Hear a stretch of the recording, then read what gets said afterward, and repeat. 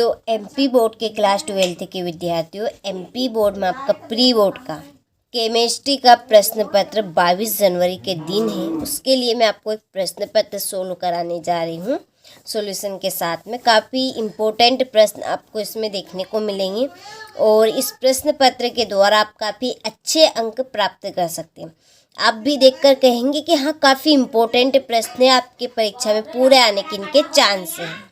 ठीक है, तो ये आपका इंग्लिश मीडियम और हिंदी मीडियम दोनों के लिए रहेगा, तो चिंता की कोई बात ही नहीं है। ठीक है, चलिए तो वीडियो को हम शुरू करते हैं और बढ़ते हैं प्रश्न की ओर। आपके समय का अभाव रखते हुए यहाँ पर मैंने प्रश्न के टिक मार्क कर दिए ताकि मेरे द्वारा आपका ज़्यादा समय बर्बाद ना हो। ठीक है, पहले प्रश्न में सही विकल्प चुनकर लिखिए।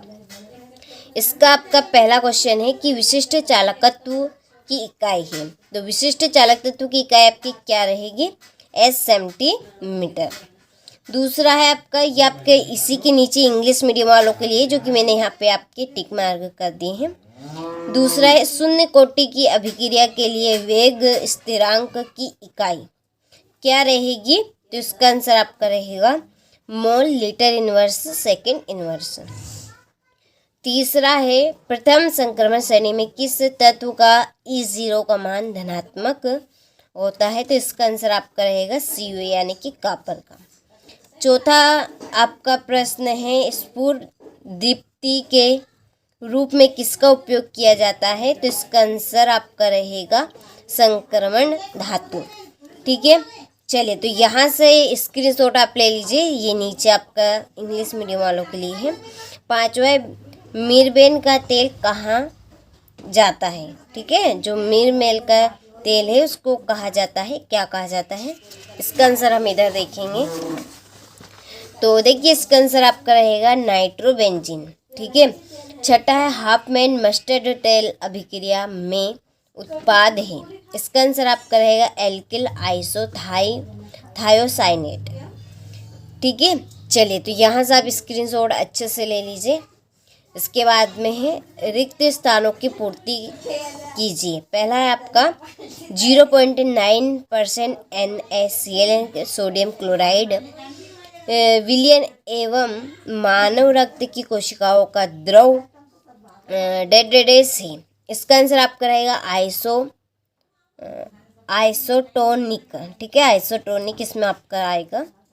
और दूसरा है सीस प्लेटिनम संकुल का उपयोग डेड्रेडेस के इलाज में किया जाता है। तो इसका आंसर आपका रहेगा कैंसर।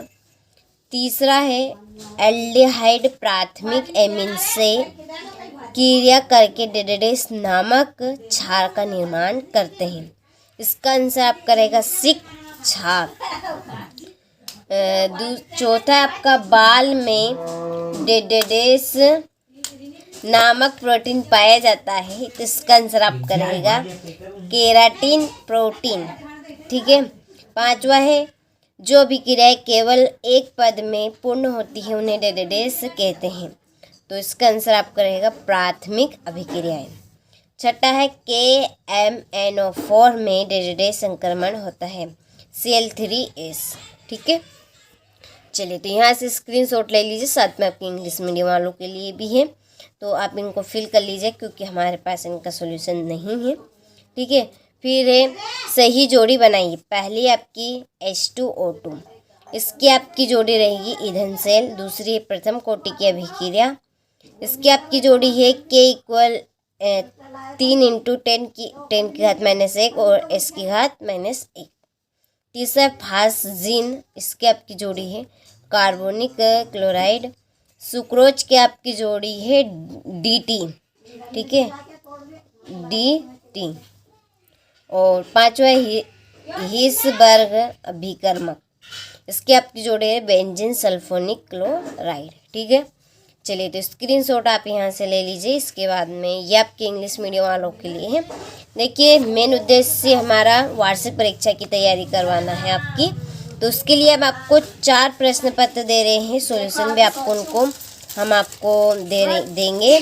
ठीक है, उनका हम आपको साथ में सॉल्यूशन भी देंगे। आपको कहाँ पर मिलेगा उसके लिए मैं आपको डिस्क्रिप्शन नंबर दे रखे हैं, उन पे आप कॉल कर सकते हैं। ठीक है, और आप पूरी जानकारी ले सकते हैं। चौथा है एक शब्द में उत्तर लिखिए। पहला है आपका कि जो विलयन स्थिरता पर बिना संकट बदले उबलते हैं वे कहलाते हैं। तो इसका आंसर आपका रहेगा स्थिर क्वाथी द्रव मिश्रण। दूसरा आर्नियस समीकरण लिखिए। तो आर्नियस समीकरण आपका है के इक्वल ए माइनस ई ए बटा आर टी। तीसरा है कि K2 ब्रैकेट में Hg(I4) को कौन सा अभिकर्मक कहा जाता है। तो इसका आंसर आपका नेस्लर अभिकर्मक। चौथा फास्फोडाइएस्टर बंध किसे कहते हैं। तो इसका आंसर आपका दो शर्करा समूह के फास्फेट समूह व हाइड्रॉक्सिल समूह के बीच संघनन के परिणाम स्वरूप यह बंध बनता है। और पांचवा है यहाँ पर आपको ये जो अभिक्रिया दी है उपरोक्त अभिक्रिया को क्या कहा जाता है। तो इस अभिक्रिया को क्या कहेंगे। तो इस अभिक्रिया को हम ऊर्ज अभिक्रिया कहेंगे। ठीक है, चलिए तो स्क्रीनशॉट आप ले लीजिए। इसके बाद में सत्य लिखिए। पहला है आपका RCN 250 डिग्री सेल्सियस RNC, ये आपका सत्य क्या। तो हाँ, ये आपका सत्य है। और दूसरा है EDTA एक द्वितंतु लिगेंड है। तो ये आपका सत्य है। तीसरा है ग्लिसरॉल का IUPAC नाम एथेन -1,2 डाइऑल है। तो ये आपका सत्य है। चौथा है एल्डोन संघनन अभिक्रिया में सिनेमिक अम्ल बनता है। ये आपका सत्य है। पांचवा है आपका विटामिन C का रासायनिक नाम रेटिनॉल है। तो ये आपका सत्य है। छठा प्रोटीन अमीनो अम्ल का बहुलक है। तो ये आपका सत्य रहेगा। ठीक है, चलिए तो ये सत्य आपके कंप्लीट हो गए हैं। तो स्क्रीनशॉट आप अच्छे से ले लीजिए। मेन उद्देश्य वार्षिक परीक्षा की तैयारी करवाना है हमारा। ठीक है, उसके लिए हम आपको 4 मॉडल पेपर दे रहे हैं, साथ में उनका आपको सॉल्यूशन भी प्रोवाइड करवा रहे हैं। हमने एप्लीकेशन के ऊपर उनको अपलोड कर दिया है। यदि आप लेना चाहते हैं तो डिस्क्रिप्शन में नंबर दे रखे हैं, आप उन पर कॉल कर सकते हैं। ठीक है, चलिए छठा है प्रोटीन का विकृतीकरण की परिभाषा आपको लिखनी है। और इसके बाद में है आपका 7वां प्रश्न एमीन क्षारीय होते हैं क्यों, कारण आपको बताना है। 8वां है विकार्बोक्सिलीकरण की परिभाषा और रासायनिक समीकरण आपको देना है। और 9वां है द्विक लवण एवं संकुल लवण में 2 अंतर आपको बताने हैं। 10वां है आपको उपसंयोजी यौगिक के IUPAC नाम आपको देने हैं। और 11वां है शुद्ध जल की मोललता आपको ज्ञात करनी। ठीक है, ये आपका 12वां प्रश्न। चलिए तो आपको अच्छे से स्क्रीनशॉट लेते चलना है और अच्छे से इनको कंप्लीट आपको कर लेना है जल्दी से। ये आपका 13वां है आदर्श विलयन को उदाहरण एवं ग्राफ सहित आपको समझाना है। ये आपका 14वां प्रश्न हो गया। ये आपका देखिए यहाँ पे 15 प्रश्न। ये आपका 16वां प्रश्न। 17वां है संचरण की परिभाषा आपको देनी है और विद्युत रासायनिक सिद्धांतों को आपको समझाना है। ठीक है, चलिए इसके बाद में 18वां आपका प्रश्न है कि संक्रमण तत्वों के निम्न गुणों को आपको समझाना है।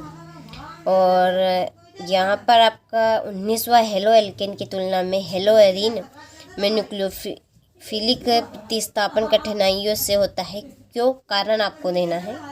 ये आपका 20वां है एल्डिहाइड के लिए रजत दर्पण परीक्षा समीकरण आपको देना है।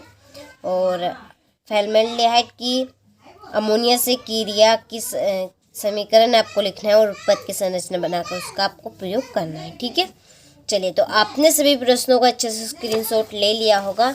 तो ये हमारा प्री बोर्ड के लिए केमिस्ट्री का सेट A था। इसके बाद में मैं आपको बहुत ही जल्दी सेट 20 का बताऊंगी। आप अच्छे से दोनों ही प्रश्न पत्र कंप्लीट कर लीजिए, आपका पूरा काम हो जाएगा, पूरे के पूरे नंबर कवर कर सकते हैं। ठीक है, चलिए तो आप अच्छे से इसको कंप्लीट करके जरूर जाइएगा परीक्षा हॉल में जाने से पहले।